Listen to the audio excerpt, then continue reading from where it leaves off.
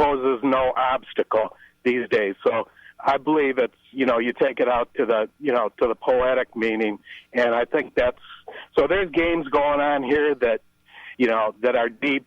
And these people who are involved in these games, I don't know, they probably don't know what they're doing themselves. Yeah.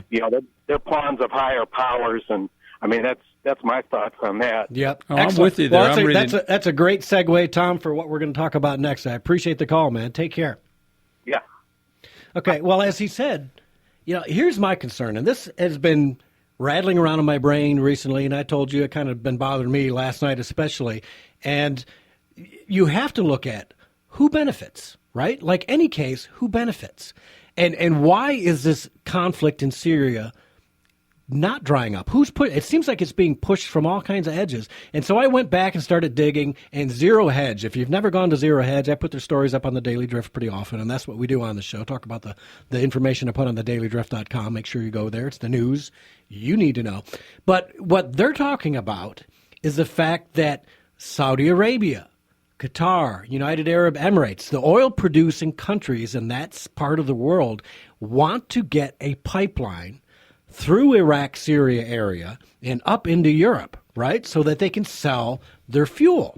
And that's especially become important now that the United States isn't buying as much from them as we used to. Why? Because we're self-sufficient.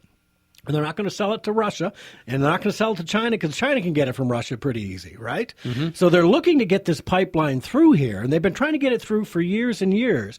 And what better way than to destabilize a part of the world so that you can put the type of dictators or governments in that would be helpful for that? Because Assad would be happy to probably do it if he gets his share. Yeah.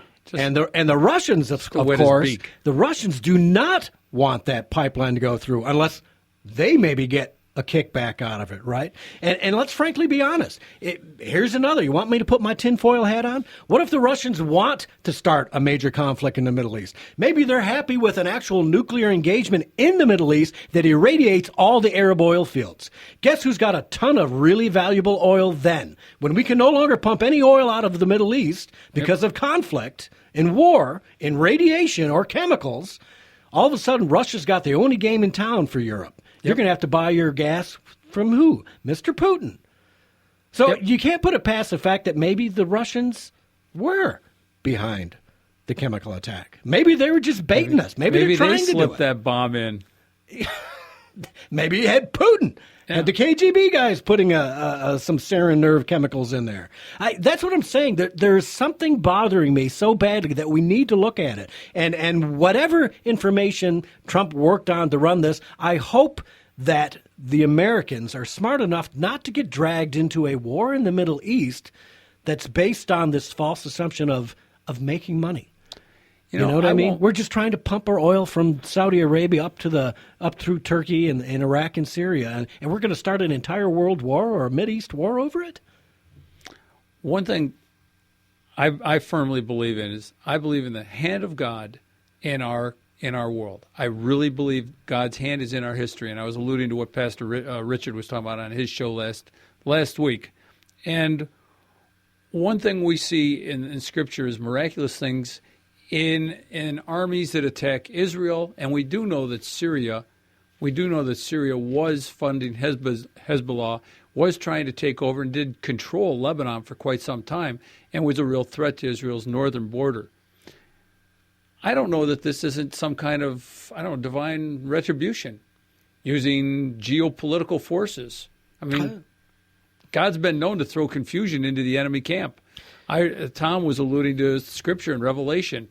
I watch the Middle East with Revelation in mind. I don't let it dictate to me what I think is going to happen, but I try to see how the pieces fit.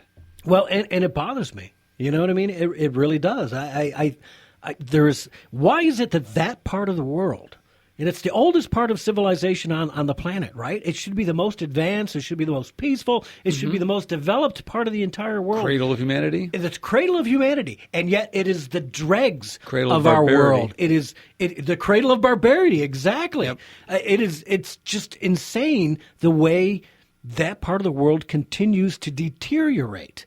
And now what's really maddening is we're exporting that deterioration into Europe. The Sweden, that terror attack yesterday, Yep. that was a Muslim, right? Yeah. A Muslim immigrant from Uzbekistan, which is close enough. It might as well be the Middle East, right? He was obviously radicalized by radicals from the Middle East, as it's like a cancer. It's spreading. I say this on Twitter all the time, and I'm surprised they haven't blocked me yet. I'm like, let's just quarantine the Middle East. Frankly, stop it. Build a wall, build defenses, and if you want to be there, you're there. You want out, you better renounce all your barbarism, your Sharia, everything else. You leave it behind, you go through decon, and you can come out. Otherwise, you're stuck there. Well, it's interesting you should say that because Russia's southern border is all threatened by Uzbekistan, all these stands, and Chechnya. And they're seeing a lot of this threat of Islamic radical terrorism on their southern border. I'm surprised they don't build a wall. Yeah. Well, what I do want to do with this show, because I feel like it was my destiny today to come into the show, is to at least get people talking about it.